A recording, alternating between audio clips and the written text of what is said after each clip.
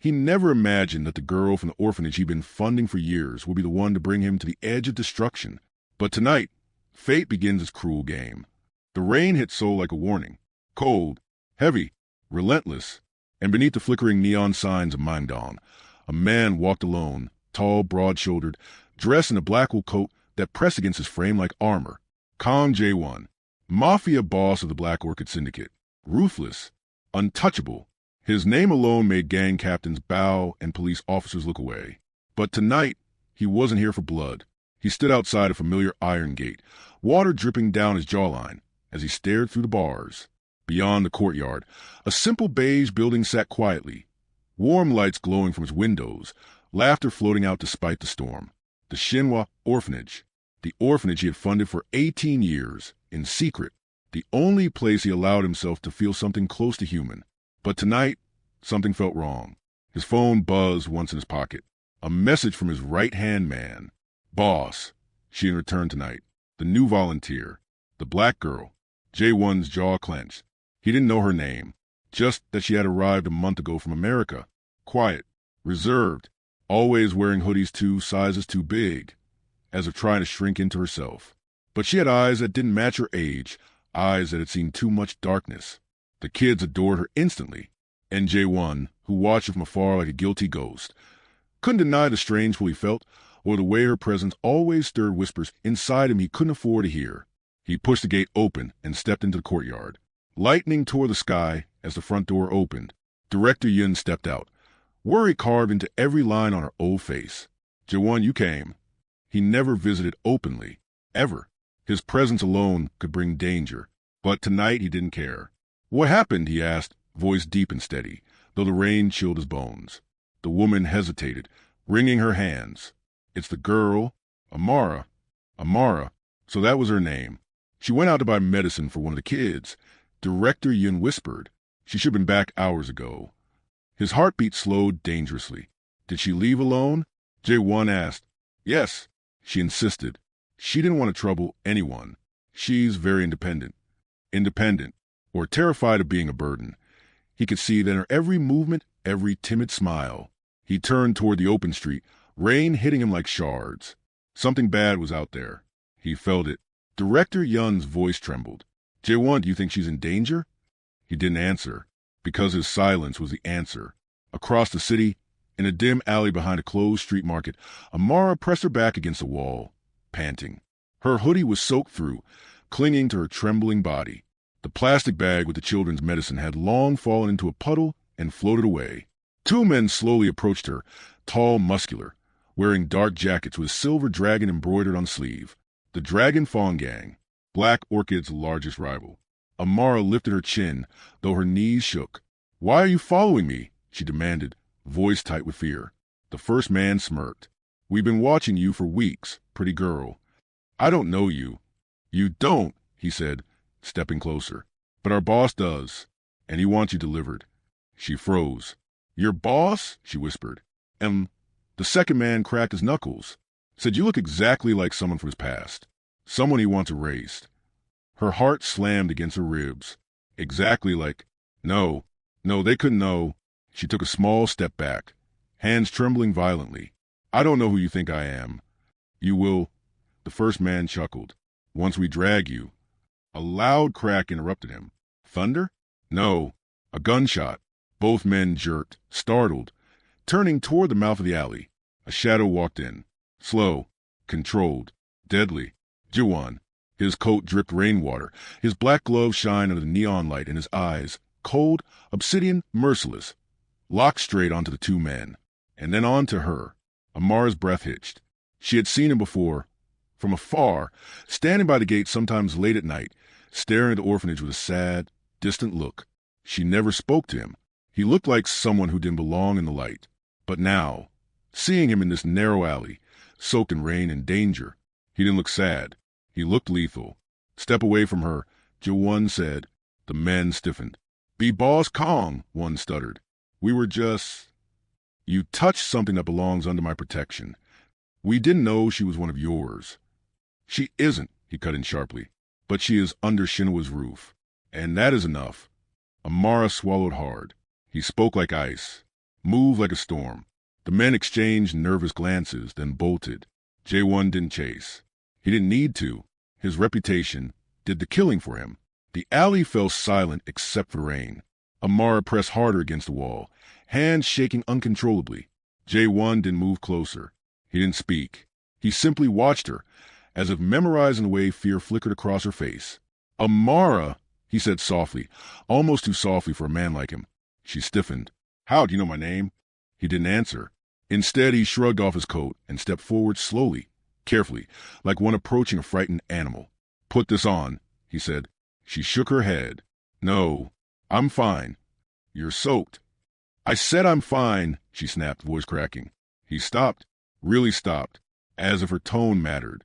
Then, after a long moment, he placed the coat on the ground between them, offering without forcing.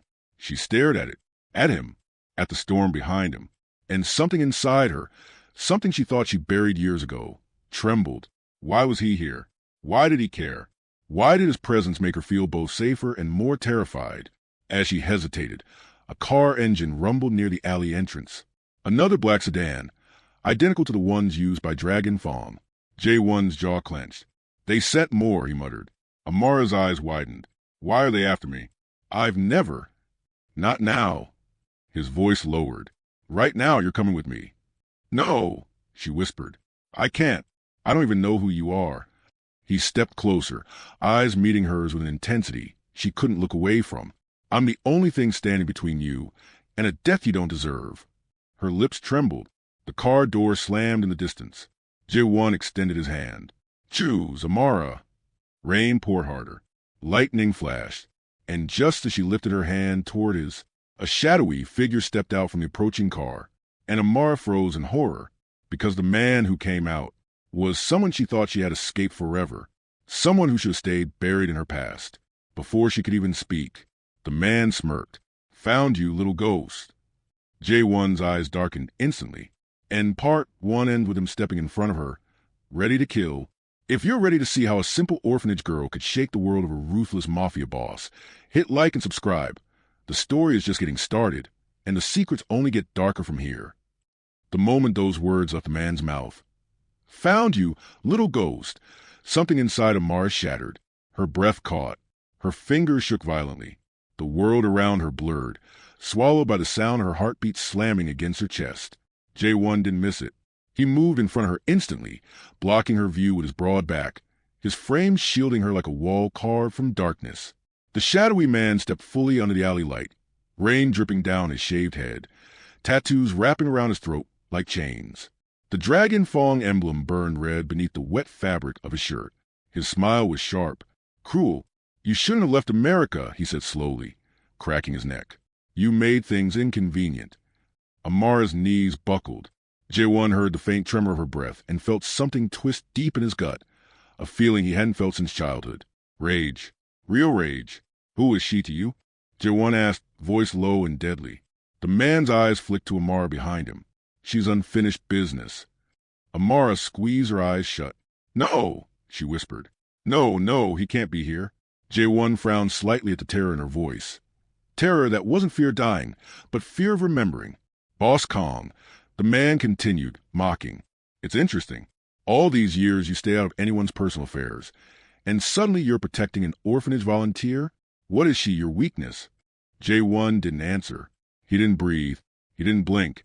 But a single drop of rain slid down the side of his face, and that was the only warning the man should have paid attention to. Jae-won struck. He gripped the man by the collar and slammed him against the wet brick wall with such force the entire alley vibrated.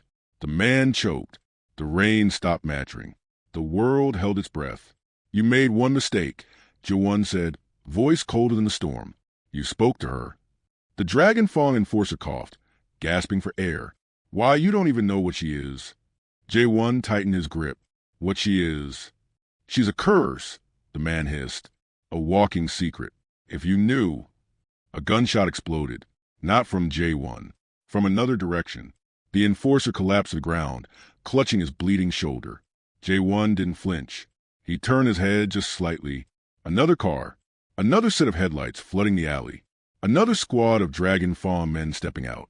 Black umbrellas, black suits, black expressions. A coordinated team. Not a coincidence. Not a rogue enforcer. They came prepared. The man on the ground laughed through his pain. You're both dead tonight. Amara let out a strangled breath. Not again. Not again. Not again. Her vision blurred as memories crawled up her spine, hands gripping her wrist, voices calling her ghost girl, warnings that the world had no place for children like her. She pressed her back hard to the wall, sliding down to the wet ground.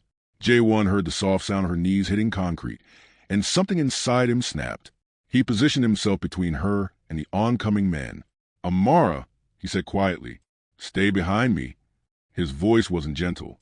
It was a command, but a command wrapped in something strange and unfamiliar, protection. The Dragon Fong squad approached confidently, weapons glinting under the neon reflections. Their leader stepped forward, a man with icy eyes and a cigarette tucked behind his ear. Kong Jaewon, he greeted. You're interfering in something that has nothing to do with you. Jaewon wiped a raindrop off his jaw with his thumb, unfazed. Everything involving Shinhwa has to do with me. The leader scoffed. This girl is not from Shinhwa. She is now. A murmur rippled through the men. The leader narrowed his eyes. How much do you really know about her? He asked. Where she came from. Why she hides. Why we call her. Say it, Jaewon interrupted. The leader smirked. Ghost child. Amara let out a small, broken sound. Her hands covered her mouth. Her entire body trembled so violently she felt the cold seep into her bones. The air shifted. Jaewon slowly, very slowly, turned his head just enough to see Amara's hunched figure from a corner of his eye. Ghost child. He didn't understand the meaning, but he understood the pain in her eyes. And he hated it. Jaewon stepped forward, cracking his fingers. You said something interesting, he told the leader. You said she's unfinished business. Rainstorm shadows swallowed his expression. Let me make something clear. His voice dropped to a lethal whisper. I finish everything. The alley erupted. 2 Dragon Fawn men charged first. Jaewon moved like a blade cutting through wind. Fast, precise, merciless. A single elbow to the jaw. A palm strike to the throat. A kick that sent a man crashing into the alley wall. The third raised his gun. Jaewon spun, grabbed a trash bin lid, and slammed it into the man's wrist, sending the gun flying. Amara stared wide-eyed, unable to move. He wasn't fighting for himself. He was fighting for her. The leader stepped back, watching with narrowed eyes, calculating. You're willing to start a war for a girl you don't even know? He shouted. Jaewon grabbed one attacker by the collar and threw him into another. He didn't look back. He didn't hesitate. She's under my roof, he growled. That's enough. A flash of terror flickered across the leader's face, because only one person in Seoul ever heard Kong Jaewon say those words. Someone from a long time ago. Someone Jaewon failed to protect. The leader retreated toward the car. This isn't over, he shouted. She belongs to Dragon Fong. No, Jaewon said sharply. She belongs to herself. The car engine roared. The remaining Dragon Fong members scrambled inside, dragging their wounded. The sedan sped off into the night. Silence returned. Heavy, cold, unsteady. Jaewon stood there for a moment, chest rising and falling, rain trickling down the bruise forming on his cheekbone. Then he turned around. Amara was sitting on the ground, hugging her knees, shaking uncontrollably, her breaths coming in sharp, painful gasps. He walked toward her slowly, not like a Mafia boss approaching a witness, but like a man afraid of frightening someone already broken. He crouched. Amara, he murmured. She didn't look up. Her nails dug into her arms. I didn't want this, she whispered. I didn't want them to find me. I didn't want anyone to get hurt because of me.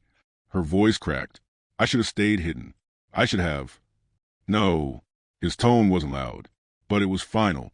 She looked up at him, eyes wide, filled with tears that mixed with the rain. You don't understand, she breathed. I'm not safe.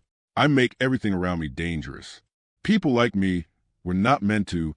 He gently placed his hand around her wrist and pulled it away from her face. His grip was warm, firm, human. You survived something, he said. Something no one should survive. That doesn't make you dangerous. Her lips trembled. Then why are they calling me? He shook his head. Whatever they call you means nothing now. Amara swallowed, fresh tears streaming down. I don't want to go with you, she whispered. You're not going with me. She blinked. I'm taking you home. Shinhwa, she whispered. He nodded. Where you're safe. Another bolt of lightning cut through the sky. He stood and offered his hand again, but this time, not urgently, not as command, as a choice. She hesitated. Her hand trembled, but she reached, and the moment her fingers touched his, a loud, sharp click echoed through the alley, the sound of a gun being cocked. J1's eyes widened. Amara gasped, and when they turned, a sniper rifle glinted from the rooftop across the street, and its red laser settled directly on Amara's forehead. Rain pounded the rooftop like 1,000 fists. Amara froze. The red laser trembled on her forehead, glowing bright against her soaked skin. Her breath hitched, her chest tightening so sharply pain shot up her spine. J1 moved before she could even blink. He grabbed her, pulled her hard against his chest, and turned his body, shielding her completely. The laser slid across his back. Not hers. His. Amara's voice broke in a whisper. No. J1, no, don't. Stay down, he murmured, pushing her gently behind a metal dumpster. A silenced gunshot cracked through the rain. Sparks exploded from the wall beside them. Amara ducked instinctively, covering her head, her body curling against the cold concrete. J1 lifted his head just slightly, eyes sharp, calculating the rooftop angle. Another shot. He grabbed Amara's shoulders and pressed her deeper behind the barrier. Her fingers clutched the sleeve, trembling. Please, you'll get hit. I won't, he said. I can't. His voice carried something dangerous, something personal. Another shot ricocheted. J1's face hardened. He removed his gloves with one swift motion, revealing the faint, jagged scars across his knuckles, the ones no one dared ask about. He pulled a tiny earpiece from his pocket, slipped it in, and spoke under his breath. Min Suk, rooftop, 6-story building, north side. Now. Static. Then a voice crackled back. On my way, boss. J1 returned his attention to her. Amara pressed her back to the dumpster, rain dripping down her eyelashes, her breath coming in short, unsteady bursts. J1, she whispered. Why are they doing this? Why won't they stop? I didn't do anything. You're connected to something bigger, something they don't want escaping. She shut her eyes tightly. Those words, those exact words. She'd heard them before, from him. The man who first called her ghost child. J1 saw the color drain from her face and reached out, steadying her chin with a single finger. Listen to me, he said softly. You survived alone for years without anyone. But now, his thumb brushed her cheek, wiping away a raindrop, or maybe a tear. You have me. She inhaled sharply, not from his words, but from the sincerity behind them. Another bullet whizzed past, hitting the dumpster. J1 pulled away sharply, scanning the rooftop. Then he saw it, a faint silhouette, long barrel, scope glinting between raindrops. A professional sniper, not hired thugs, not random attackers. This was an execution order, the kind given only by the Dragonfang boss himself. Min Suk's voice came through the earpiece. 3 seconds out. J1 tensed. Amara, he whispered, lowering himself so their faces were inches apart. When I tell you to move, you move? Understand? She stared into his eyes, dark, steady, unwavering. How can you be so calm? She whispered, shaking. His lips curved just slightly. Because I've been running toward bullets my whole life. A beat passed. Then, a distant clang. Footsteps on the rooftop. Min Suk. The sniper turned slightly. A perfect distraction. Now! J1 whispered. He pulled Amara up, arm locked around her waist, and sprinted toward the alley exit. Rain splashed under their feet as another silent shot cracked behind them. Missing by inches, Amara stumbled, her legs shaking, but he held her tight, guiding her every step. They burst onto the main street, where a black sedan screeched to a halt. The back door flew open. J1 shoved her inside first, then slid in beside her as the driver accelerated hard.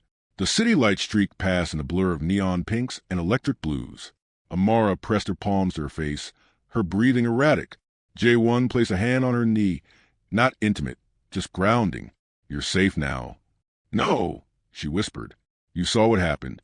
I will never be safe. Not anywhere. He studied her profile, the trembling of her lips, the way she couldn't lift her eyes from the floor. Amara, he said quietly, look at me. She didn't. He waited. She finally lifted her face, eyes glassy, terrified, lost. You don't have to be strong right now, he murmured. Her breath hitched. His voice softened further. You survived the alley. You survived the gunshots. You survived whoever that man was in your past. Her shoulders shook. You're still surviving. A tear slipped down her cheek, and she wiped it quickly, as if ashamed. Don't hide that, he whispered. Not from me. Her heart twisted painfully. Why was he looking at her like that? Why was he speaking to her like she mattered? She didn't trust it. Couldn't trust it. Not after everything. She turned her face away. You shouldn't protect me. I disagree. You shouldn't have fought for me. I didn't fight for you. She flinched. Then he spoke again, soft, low, careful. I fought because nobody protected you back then, and someone should have. Her throat closed. He didn't know anything about her past, and yet, somehow, he knew everything. Before she could respond, Min Sook's voice echoed through the car speaker. Boss, there's a problem. Jae-won straightened, posture tense. What now? Min Sook hesitated. They left something on the rooftop. A message. What kind of message? Static crackled. Then, a picture loaded onto the car screen. A photograph. No, a folder. The front label was written in bold black ink. Project Ghost, Subject 01. Amara's entire body went numb. Her blood turned to ice. Jae-won's eyes widened, then turned deadly still. Subject what? He breathed. Amara started shaking violently. More than before, more than the alley, more than the gunshots. No, she whispered, tears spilling. No, no, no. That wasn't supposed to exist anymore. They said they destroyed everything. She covered her mouth with both hands. Jae-won reached for her arm. Amara? She pulled away, sobbing. Don't touch me. You don't understand.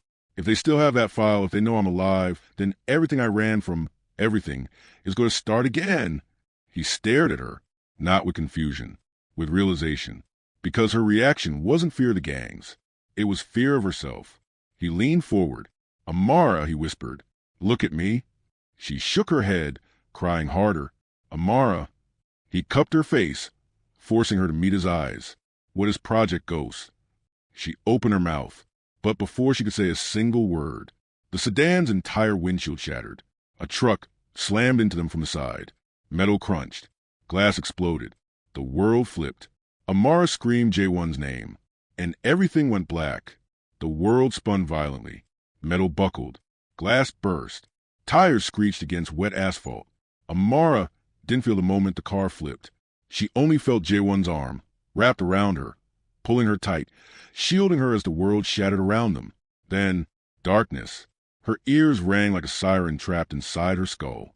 She tried to open her eyes, but her lashes were heavy, her vision swimming. The smell of smoke filled her lungs, mixed with a metallic sting of blood and the sharp tang of gasoline. A groan escaped her. Jae-won. No answer. Her pulse spiked. She forced her head up, pain shooting through her neck, and looked toward him. Jae-won lay slumped against a shattered window, blood sliding down the side of his face, dripping from his temple to his collar. His breathing was shallow.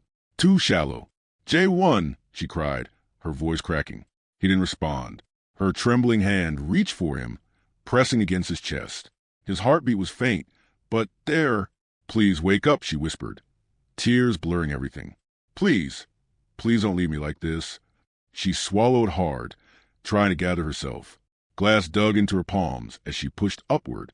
Smoke began to fill the crushed vehicle, making every breath feel like her lungs were on fire. She coughed. Spots danced in front of her eyes. Then, voices. Footsteps. Men. Approaching. No, not now. Not again. Her pulse raced, and adrenaline surged through her shaking limbs. She tried to free herself from the seatbelt. Her fingers slipped. She tried again. The metal latch finally clicked, and she fell forward with a painful thud. She dragged herself toward Jae-won's figure, her vision fading in and out. Outside the wrecked car, silhouettes moved through the smoke, dark shapes, flashlights slicing through rain and fog. She heard one of them speak. Check the girl. The boss wants her alive. Her blood turned cold. Another voice, and the man? A pause. Leave him. He won't survive that hit. Amara's heart stopped. No. Her fingers clenched into the fabric of Jae-won's jacket. This wasn't happening. Not again. Not another person she cared about being ripped away. Because of her. She pressed her forehead against his shoulder, voice breaking. Please? Jawan, wake up. I need you. Something shifted beside her. A weak groan. Her eyes flew open. Jawan's fingers twitched. Then his eyes, bloodshot, unfocused, lifted just slightly. Amara? Her breath broke in relief. You're alive, she whispered, choking on tears. You're alive? He blinked slowly, wincing. Are you hurt? She shook her head violently. Don't talk about me right now. You're bleeding, you. He lifted a hand, touched her cheek with his shaking fingers. I told you, he murmured, voice hoarse. Bullets, crashes. I've survived worse. His hand fell weakly. Her tears spilled harder. The voices outside grew closer. Jaewon's eyes sharpened slightly as he listened. Dragon Fong, he whispered. They're here. Amara swallowed, panic spiking. They want me. They'll kill you. No, he muttered, pushing himself upright with a painful grunt. Blood dripped from his hairline. His breathing rasped, but his gaze was iron. They won't touch you. You can't even stand, she cried softly. His jaw clenched. He gripped the twisted metal of the car frame and pulled himself up, every muscle trembling. But he stood, barely. He took one step, swayed, and caught himself. Amara grabbed his arm, stabilizing him. Their eyes met. He didn't thank her. He didn't need to. His fingers tightened briefly around hers. We're getting out, he said. But the moment he pushed open the crushed door, a flashlight beam hit their faces. There they are. Rain poured harder. A tall man stepped into view, holding an umbrella and a gun with equal casualness. His suit was pristine, his expression bored. He wasn't a grunt. He wasn't even an enforcer. He was someone higher, someone dangerous. He smiled when he saw Amara. Subject 01, he said. Finally. Amara's stomach lurched brutally. Jae-1 stepped in front of her, shaky but resolute. Walk away, he warned, voice low. The man raised a brow. You're in no position to threaten anyone. Kong Jae-1. Jae-1's breathing quickened, but he didn't back down. The man sighed. Move. The girl comes with us. Alive. No, Jae-1 rasped. The man tilted his head. You're bleeding out. You can barely stand. Do you think you can protect her right now? Jae-1 didn't hesitate. Yes. Amara felt something break inside her. The man waved a hand. Take her. Two armed subordinates stepped forward.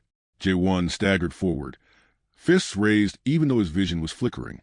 Don't touch her, he growled. Amara grabbed him. Please don't fight. Please, you'll die. He shook his head, barely whispering. I won't let them take you. The subordinates closed in. Jae-1 threw a punch, sloppy, slow, but fueled by sheer will.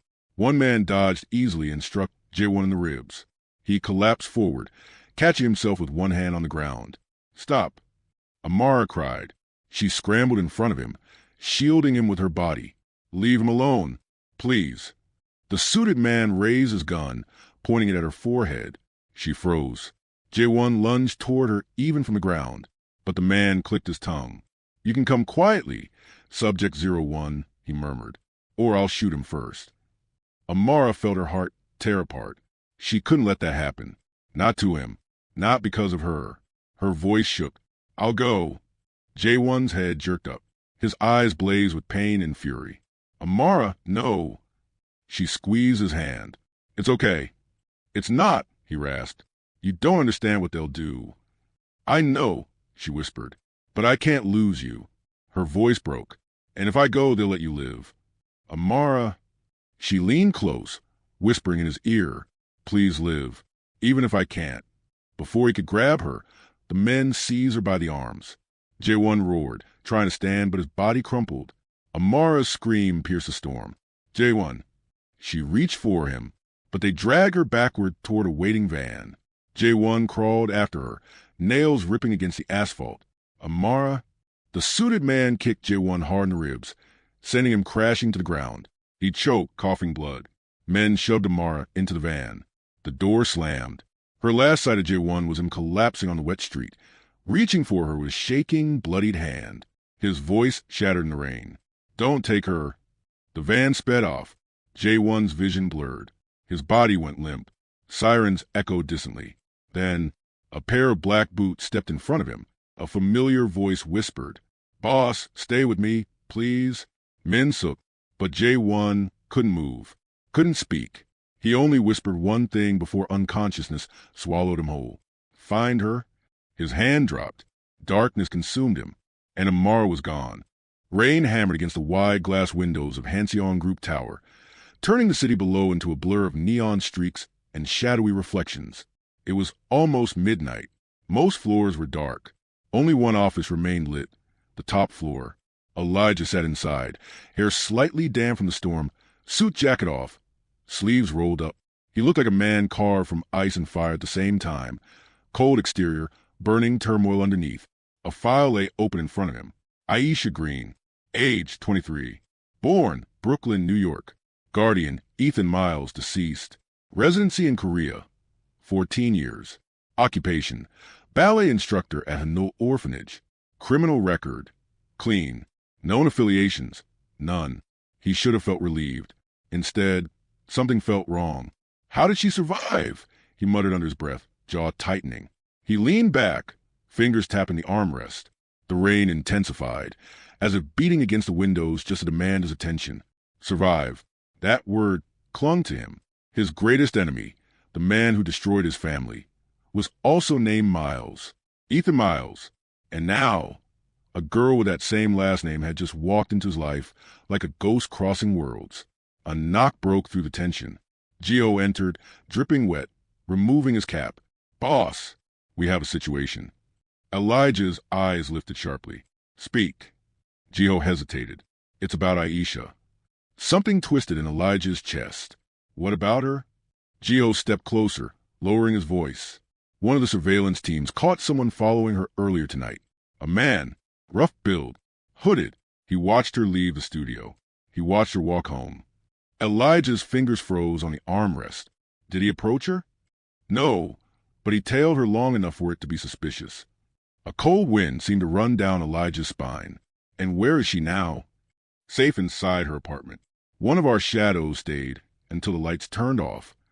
Elijah exhaled, but it didn't ease him. He stood, grabbed his jacket, and walked toward the elevator with a harsh, decisive pace. Gio blinked. Boss, where are you going? Elijah's voice was calm, but edged with danger. To see her. Gio stepped forward. Do you think that's wise? You've already spooked her once. Elijah stopped. His reflection stared back at him from the elevator doors. Tense eyes, clenched jaw, a man on the verge of a decision he wasn't sure he should make. She's in danger, he said quietly. I'm not ignoring it. The elevator dinged open. Gio exhaled. Boss, be careful. You don't know if she's connected to Miles. Elijah's jaw tightened.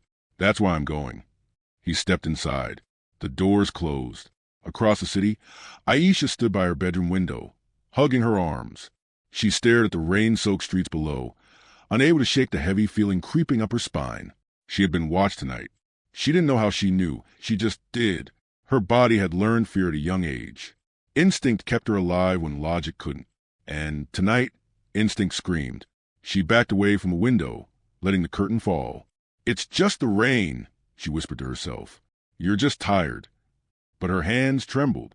She pulled out the old scrapbook hidden under her bed. The cover was worn out, black leather peeling, corners bent. She opened it gently, like she always did. Inside were faded photographs of the orphanage. The kids, Ethan smiling, her dancing barefoot on the courtyard stones. The old Christmas tree they decorated every winter. Her whole life was inside these pages. And so was the truth she never spoke. She turned to the last page, the one she always dreaded. A photograph of Ethan, bruised, holding her hand the night before everything burned. Aisha closed the book quickly, swallowing hard.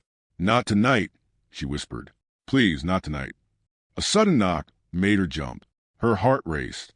She grabbed her phone instinctively. Her voice shook. Who is it? Silence. Then, Aisha. She froze. It was his voice.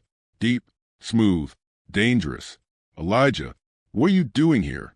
She asked without opening the door. His answer came soft but loaded with urgency. You're not safe. Her breath caught. She stepped back, confusion clashing with fear. What do you mean? What are you talking about? A man followed you tonight, he said. I couldn't leave it alone. Her pulse quickened. How do you know that? Silence. Then a deep inhale. Open the door. Please. The word please was what scared her most. It wasn't a command. It wasn't a threat. It was worry. Real worry. Her shaking hand reached for the lock. She hesitated. Her reflection trembled in the dark glass of the peephole. What if he was a danger? What if all of this was a trap? She unlocked it anyway. The door opened, and the moment her eyes met his, rain dripping from his hair, chest rising with uneven breaths, gaze filled with something he wasn't used to showing, her world stilled. "Elijah, what do you want from me?" she whispered. He stepped closer, his voice a low thunder. "The truth." Aisha stiffened. "What truth?" He studied her like she was the answer to a question he'd been chasing for years. "Who are you really, Aisha Green?" Her throat tightened. "Why would you ask me that?" He watched her reaction carefully. She backed away. He followed her inside, but gently, closing the door behind them. Then he said something that made her knees weaken. "Because someone wants you dead." Aisha gasped, and then glass shattered somewhere outside her hallway window. They both froze. Then Elijah grabbed her wrist, pulling her behind him with lightning reflexes. "Aisha, get down." A bullet tore through her living room. Her scream blended with the crash of rain as her world exploded into chaos. The bullet sliced through the air and buried itself into the far wall with a violent crack. Aisha dropped to her knees, hands overhead, trembling so hard she couldn't even breathe. Her heartbeat thundered in her ears, drowning out everything, even the rain. Elijah didn't flinch. He moved with lethal precision, his hand gripping Aisha's waist as he dragged her behind the overturned couch. His voice was low, sharp, commanding, but still careful with her. "Aisha, look at me." She couldn't. Her hands shook uncontrollably. "Aisha," he repeated, his breath inches from her ear. "I won't let anything happen to you. I swear it." Slowly, she lifted her head. His dark eyes met hers, steady, controlled, deadly focused. That was the moment she realized something terrifying. He wasn't calm because he didn't fear death. He was calm because killing was second nature to him. A second bullet shattered the lamp beside them. Aisha flinched, covering her ears. Her voice broke. "Why is this happening? What did I do?" Elijah's jaw clenched. "This isn't your fault. Stay behind me." He pulled out a compact handgun from his jacket, sliding the chamber with a sharp click. Aisha's eyes widened. "You're armed." He didn't answer. He didn't need to. Everything about him suddenly made sense. The aura, the shadows trailing him, the way danger seemed to fold around him like a cloak. Another bullet fired. Elijah grabbed her, shielding her with his own body. His shoulder slammed into hers as he whispered urgently, "Stay low. Don't make a sound." Footsteps echoed in the hallway. Heavy, slow, intentional. The shooter was coming closer. Aisha pressed her hands over her mouth, trying not to make a single noise, but tears streamed down her cheeks. Her breath trembled uncontrollably. She leaned into Elijah's side without thinking, seeking safety in the only place it seemed to exist. And he let her. He didn't push her away. He held her close, gently, but firm enough to keep her steady. Elijah leaned toward her ear, whispering, "When I tell you to run, you run. Don't look back." Her heart collapsed. "No, I can't leave you." He met her eyes just for a second. Rain thundered outside. Shadows flickered across the room. And Elijah whispered something she didn't expect from a man like him. "You are not dying tonight. Not on my watch." Then he moved. Silent, precise, deadly. Aisha held her breath as he rose from behind the couch, firing a warning shot down the hallway. Glass shattered. The footsteps stopped. A muttered curse echoed. Then another gunshot, this time from Elijah. The intruder grunted, stumbling back. Aisha covered her mouth to stop from screaming. Her heart pounded so hard it felt like it was tearing through her chest. "Elijah," she cried softly. He turned to her, breathing hard. "Take the fire escape. Now!" Aisha shook her head. "I'm not leaving you." He stepped toward her, grabbed her wrist, and pulled her up with one firm motion. His eyes burned with something fierce, protective, terrifying. "Aisha, listen to me. I can handle this. But if it gets to you..." His voice broke for a second. Just a second. She froze. "Elijah..." He swallowed hard, eyes flicking to her lips, then back to her eyes.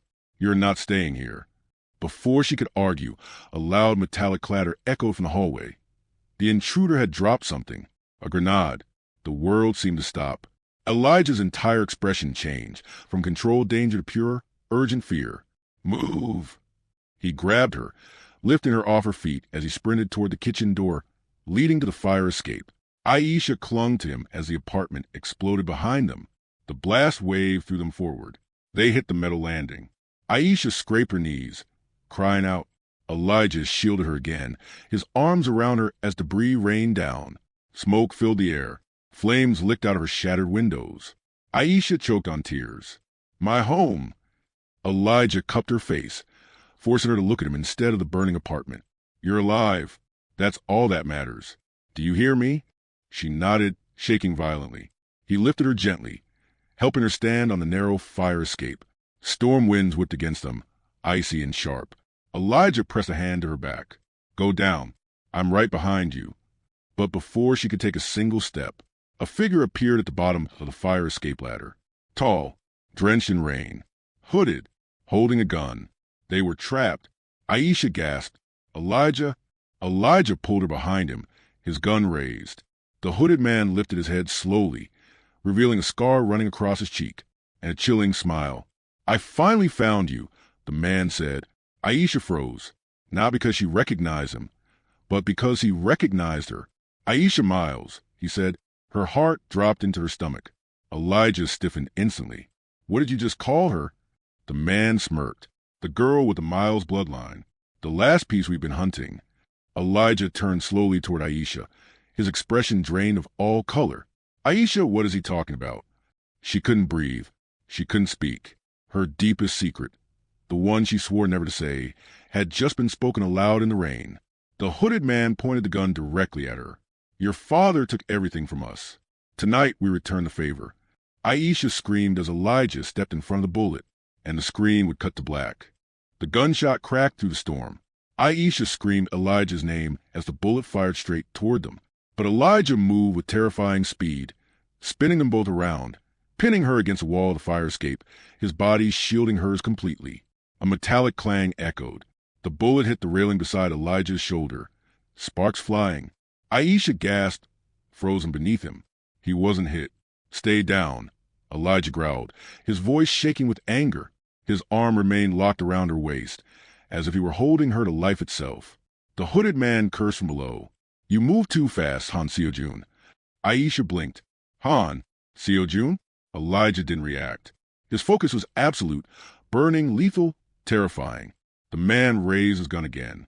Elijah shoved Aisha toward the stairs. Aisha, go. No.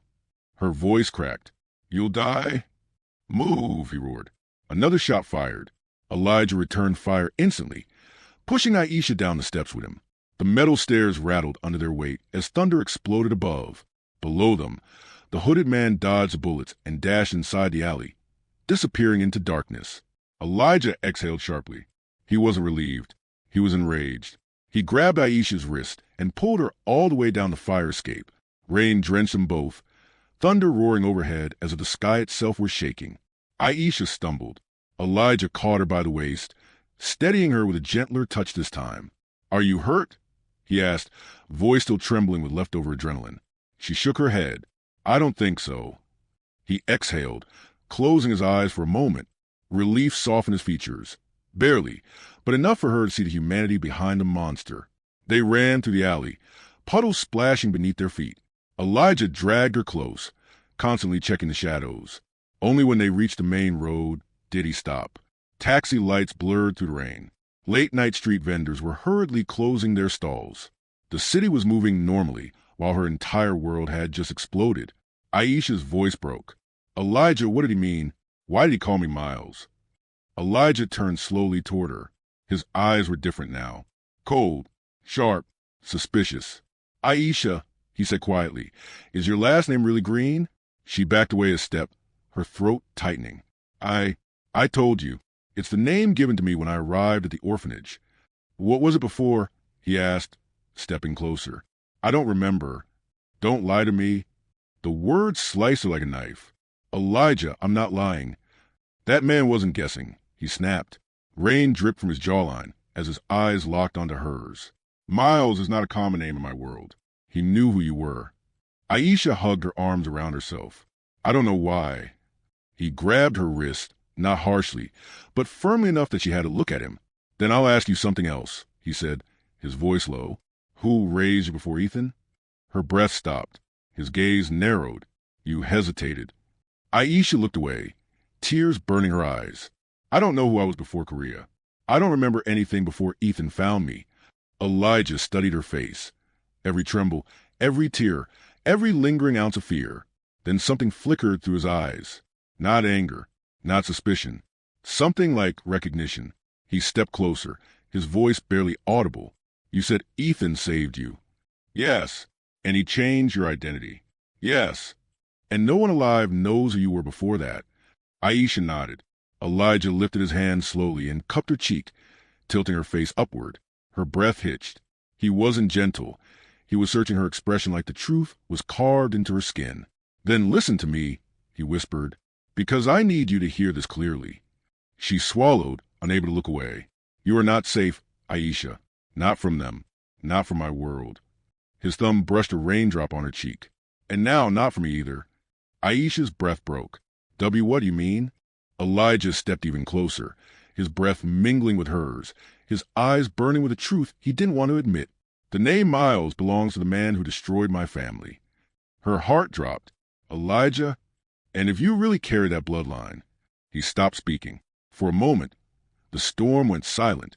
Aisha felt like she was drowning. You think I'm your enemy? Elijah clenched his jaw. I don't want to, but you do. He closed his eyes, rain dripping from his lashes. I can't lose control. Not now. She stepped back, shaking. If you think I'm dangerous, then why did you save me? Elijah's eyes snapped open, raw, conflicted, desperate. Because, he whispered, my instincts don't care who you are. They only care about keeping you alive. Her heart stuttered. She stared at him. This man who looked ready to rip the world apart for her, yet terrified of what he might discover about her. Elijah?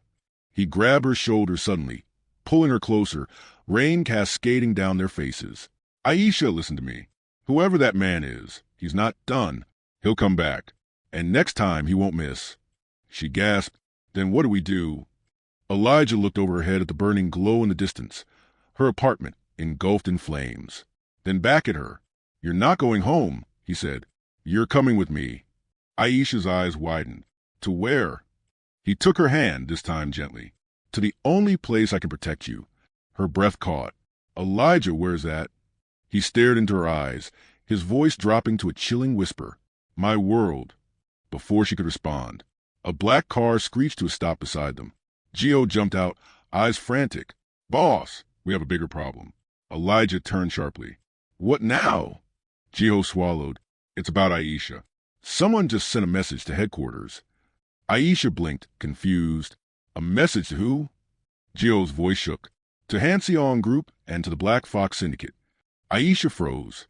Elijah's entire expression tightened. Say it. Gio hesitated, then looked straight at Aisha. The message said, return the girl, or we burn the orphanage next. Aisha's scream tore from her throat. Elijah, we have to go there. Now! Elijah grabbed her arm as she tried to run. Aisha, wait! She turned to him with wide, terrified eyes. They're going after the children. Elijah stared at her. Then something snapped inside him.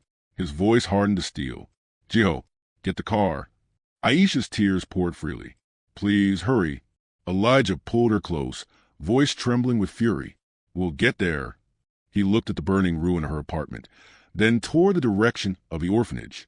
And God help the men who touched your home, because I won't. Aisha clung to him, shaking. The car door opened, but before they could get inside, a gunshot fired from across the street. Elijah shoved Aisha down instantly. Gio cursed. Sniper. Glass shattered as another bullet hit the car. Aisha's scream drowned under the rain. And then, the shooter spoke through a distorted voice amplifier from somewhere unseen. Bring us Aisha Miles or the orphanage burns tonight. Elijah's blood went cold. Aisha's tears turned to sobs. The sniper's red laser landed directly over her heart. The red sniper laser hovered over Aisha's chest. She froze. Her breath vanished. Her heart stopped. Elijah moved before thought could even form. He grabbed her waist, yanked her against his chest, and twisted them both behind the black sedan. The bullet fired a split second later, smashing into the pavement where she had been standing. Aisha's scream was swallowed by thunder. Gio dug behind the other side of the car, shouting, "Boss! West rooftop, third building." Another shot rang out. Elijah pressed Aisha down, shielding her with his body, his voice low but shaking with rage. "Aisha, look at me." She lifted her head, tears mixing with rain. "I won't let them take you," he swore. "Not alive, not dead, not ever." Her lip trembled. "Elijah, the kids." Something fierce shattered in his gaze. He grabbed her jaw gently but urgently. "We're going to save them, but you need to survive long enough for that." Aisha nodded, swallowing hard. Another bullet whistled by. Gio fired back blindly. "Boss, they're not aiming to kill. They're hurting us." Elijah's eyes narrowed. "Toward where?" Gio pointed shakily. "The intersection. They want her exposed." Aisha clutched Elijah's jacket. "Why are they doing this?" "Why me?"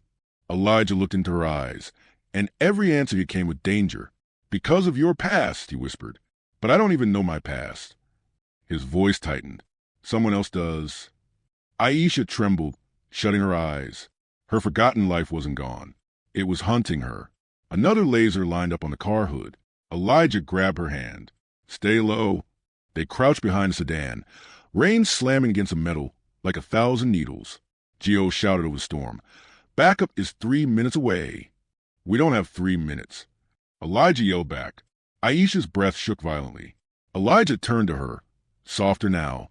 "Aisha, trust me." She nodded, not because she was brave, but because she had no one else. Elijah peeked out carefully. Another bullet fired. He ducked back, jaw clenching. "Damn it! They know our positions too well." Aisha's voice cracked. "What do we do?" Elijah scanned the streets, then lifted his head slightly. "Aisha, on my signal, run across the street." Her eyes widened in horror. "No, absolutely not." "Aisha." "I said no. They'll kill me." "Elijah." Gio shouted. "If she runs, the sniper will track her." Elijah cut him off. "I know." Aisha grabbed his shirt. "Then why are you telling me to run?" His eyes locked onto hers, full of decision that terrified her. "Because I'm going to draw their fire." Aisha felt her soul drop. "No," she whispered. "No, you're not doing that. Elijah, you'll die." His voice lowered, trembling with something she had never heard in him before. "Aisha, if they take you, they'll do worse than kill you." She shook her head, tears streaming. "You can't sacrifice yourself." "I'm not sacrificing myself," he said firmly. "I'm buying time." "Elijah." "Aisha," he said softly, bringing his forehead to hers. "I need you alive. You understand me? Alive." Her breath hitched painfully. Why do you care so much?" He didn't answer. He didn't need to. His silence was the answer. He turned to Jiho. "When I run left, take her right. Get her into the subway entrance 2 blocks down." Jiho nodded, terrified. "Boss!" "Please be careful." A bullet hit the trunk behind them, metal sparking violently. Elijah backed away slightly, still keeping Aisha shielded. Her fingers gripped his wrist desperately. "Elijah, don't do this. Please." He cupped her face, wiping a tear with his thumb. "I promised I'd protect you. But not like this." He leaned closer. His voice softened so much it hurt. "Aisha, I don't lose the people I choose to protect." Rain poured over them. Sirens echoed distantly. The sniper laser returned. Elijah moved his mouth to her ear. "When I let go of you, run." "No." He kissed her forehead. Aisha froze, breath collapsing. The world stopped. Then Elijah let go of her wrist. Her heart shattered. "Elijah." He didn't look back. He burst out from behind the car, sprinting down the left side of the street, firing at the rooftops. The sniper immediately switched targets. The laser moved from Aisha to Elijah's chest. "No!" Aisha screamed, reaching out, but Jiho grabbed her. "Go. Now." A bullet fired. Aisha sobbed as Jiho dragged her across the slick street. She stumbled, slipping on the wet pavement, but Jiho hauled her up, pushing her forward. She risked a glance back. Elijah zigzagged between cars, firing upward, drawing all the gunfire. Sparks exploded around him. Glass shattered.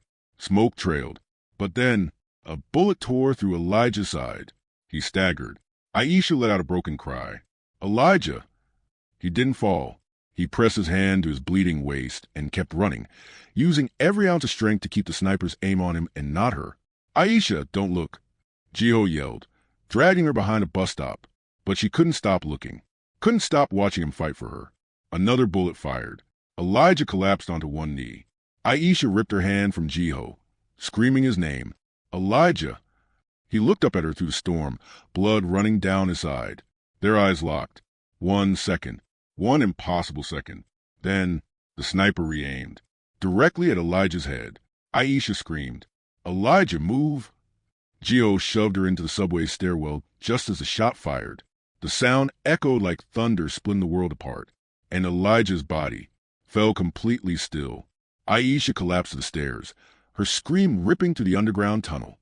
Lyon tournates her Louis meme dawn le salon. SES Deutsch tapant nervusement contra SA quis.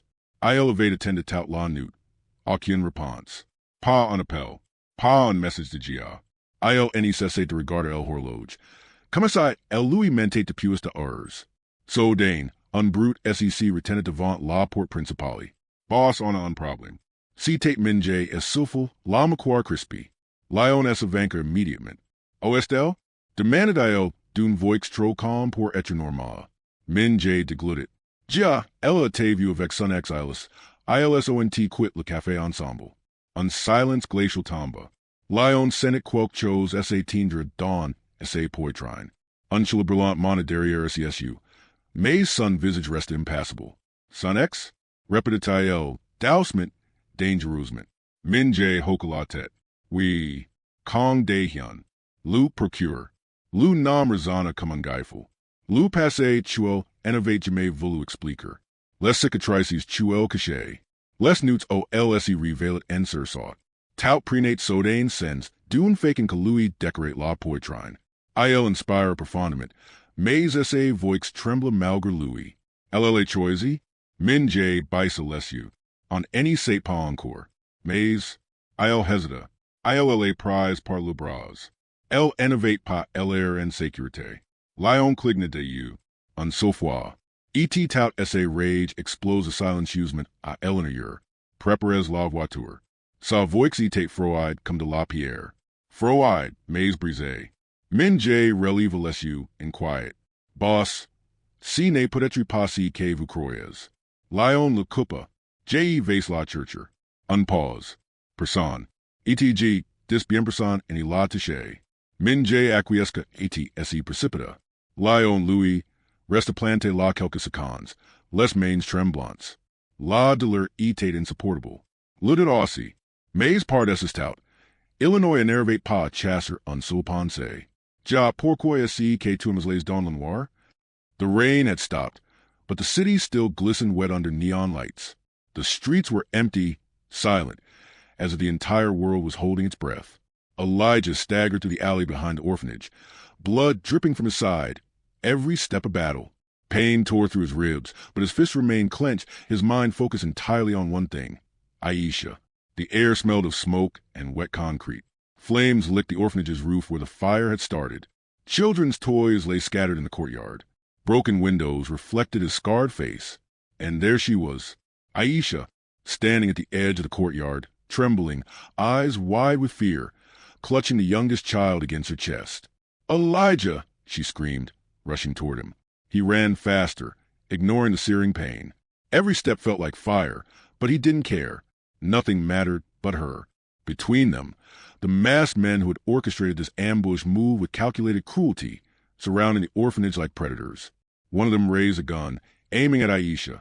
"Elijah!" she cried, her voice cracking. Time slowed. He dove forward, catching her and spinning behind him just as the bullet ripped through the courtyard where she had been standing. "I told you," he whispered fiercely, holding her close. "I won't let anyone touch you." She pressed herself against him, tears soaking his shirt. "Elijah, they're going to kill the children." He turned, fists ready, teeth clenched, blood dripping from his temple. His eyes were cold, sharp, the fury of a man who had lost everything before and would not lose her. The attackers charged. Elijah moved like a shadow. Every punch, kick, and strike was precise. Men fell before him, groaning in pain, some crawling away in fear. His strength seemed superhuman, fueled by desperation, love, and rage. Meanwhile, Aisha didn't run. She couldn't. She watched in horror as her protector fought for their lives, each blow leaving marks on him. Yet he never faltered. Then the leader appeared, the same man who had first taken her, the one who whispered her name in the sniper's dark voice.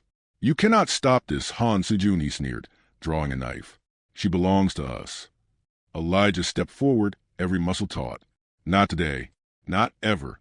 The fight between them was brutal, swift, and merciless. Elijah ducked, twisted, and sent the knife clattering across the concrete. He grabbed the man by the collar, eyes blazing with fury. "You touched her. You tried to hurt her. You crossed the wrong line."